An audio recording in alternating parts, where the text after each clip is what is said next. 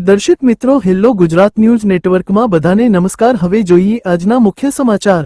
જૂનાગઢના college road ઉપર આવેલ સુપ્રસિદ્ધ ભૂતનાથ મહાદેવના મંદિરે આજે પૂજ્ય મહેશગીરી બાપુ તેમજ મીડિયામાંથી આવેલ જગદીશ મહેતા, દીક્ષિતભાઈ, કિશનભાઈ તેમજ પાઠકભાઈ એ આજે સામસામે પ્રશ્નોત્તરીને આપલે કરતી એક ડિબેટ ગોઠવેલ હતી। આજની ડિબેટમાં જૂનાગઢના ભીડભંજન મંદિરના બ્રહ્મલીન મહંત એવા તનસુખગીરી બાપુના બ્રહ્મલીન થયા બાદ જે ભીડભંજન મંદિર તેમજ ગિરનાર ઉપર બિરાજમાનમાં અંબાજીના મંદિરના ગાદી વારસ તરીકે તેમજ નિયમ વિરુદ્ધ ચાદર વિધિ બાબતે આજે અહીં આ ડિબેટ રાખેલ હતી, જેમાં જૂનાગઢના સંતો મહંતો તેમજ બધા પત્રકાર મિત્રો તેમજ બહોળી સંખ્યામાં સેવકગણો ઉપસ્થિત રહેલ હતા। તો આવો મિત્રો આજે આ ડિબેટ બાબતે જોઈએ અને સાંભળીએ। સ્વાગત કરું છું।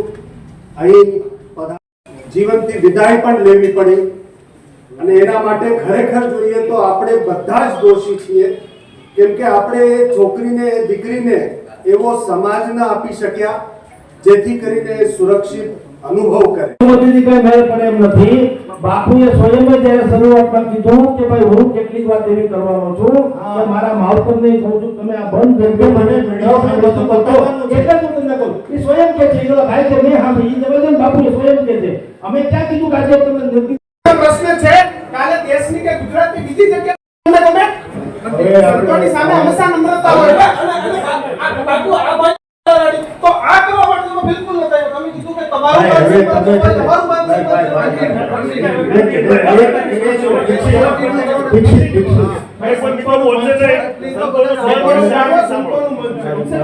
સત્ય સાંભળીને તમને દુઃખ પણ થઈ શકે છે અથવા તો મને નથી ખબર શું થઈ શકે છે, કેમ કે સત્ય કહેવા માટે હું બંધાયેલો છું।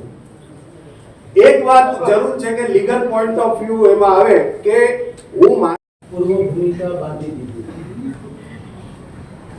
આમ જો આ તમારા કે આ ભવનાથના કે ભૂતનાથના જે ભાવિકો છે, સમજદાર ભાવિકો, એ બિટવીન ધ લાઇન્સ જેને કહેવાય લગભગ સમજી ચૂક્યા છે, જે સ્વયં આપે જ કીધું છે કે કેટલાય એવા પ્રશ્નો હોઈ શકે જે છે, કેટલાય એવા પ્રશ્નો હોઈ શકે જે ભયંકર છે, પણ સંયમિત ભાષામાં એ આપને પૂછવા માંગીએ છીએ। પ્રથમ પ્રશ્ન, વિવાદ થયો એ વિવાદનું મૂળ કારણ ક્યાંથી થયું?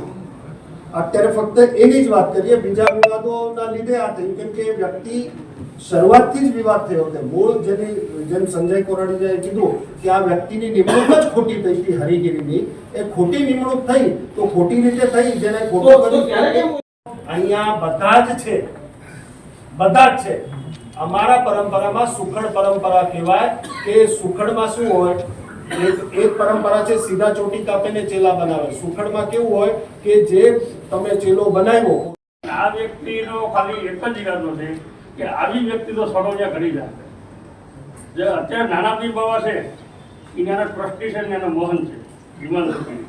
આ હિમાંશુ ગીરીને ભલે તમે આગળ કયો આવું પ્રસંગ એટલે મારો અત્યારે કહેવાનું છે કે આજથી 5 થી પહેલા સુધી જો હરિગીરી બાબુ કહેતા હોય એમ તંત્ર કરતું અને નાના પીર બાબા સાહેબની ઉંમર એ થઈ કે સાવ નાની ઉંમર છે, ઉંમર છે એ સાદું થઈ ગયા છે।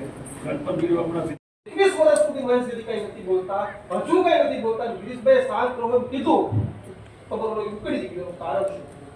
આના 3 ભાગ છે, પહેલા જ કહી દઉં। 8-10 કલાકમાં કાઢી નાખે કોઈ સત્ય કહેવાય એવી રીતે અનેક પ્રકારની બધી સાધુ સંતોને બદનામ કરવા માટે આવા ષડયંત્ર ઊભું થતું હોય એના માટે તમે બધા પત્રકારો શું કહેશો?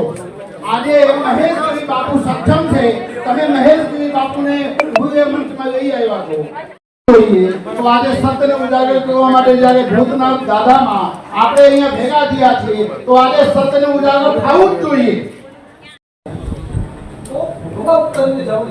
એ મારો નિર્ણય હતો કે ભાઈ રાજકારણમાં હું જઈ રહ્યો છું, ત્યાં સામ દામ દંડ ભેદ અને બધું ચાલે, સામાજિક જીવનનું હોય તો એ દર્શક મિત્રો, હેલો ગુજરાત ન્યૂઝ નેટવર્કમાં બધાને નમસ્તે। ચાલો મિત્રો ફરી મળીશું।